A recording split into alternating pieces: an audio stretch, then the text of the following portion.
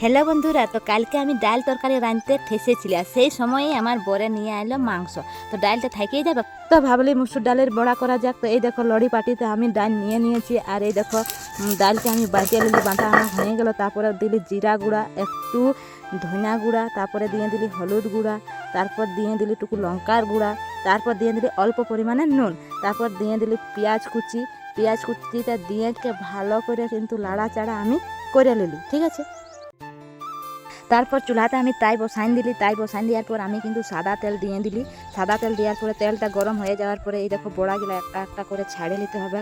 তো ছাড়া প্রায় আমার কমপ্লিট, যাতে সব দিকেই বড়াগুলা হয় তার জন্য কড়াইটাতে উল্টাইম পাল্টাই মানে ভালো করে ভাজে নিতে হবে। তো ভাজা এই দেখো আমার কমপ্লিট, আর এই দেখো আমি এবারে উঠাই দিচ্ছি। তো তোমাদের কিন্তু এই মসুর ডালের বড়া খেতে কেমন লাগে প্লিজ কমেন্টে কিন্তু জানাবে।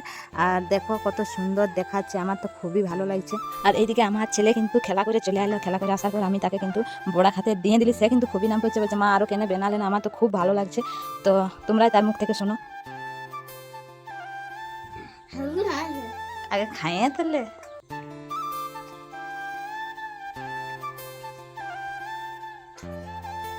ভালো হয়েছে। কিছু বল। আরো না বানাতে পারলি? না, নাই পারি। আমি আরো কাছে তুমি বানালি।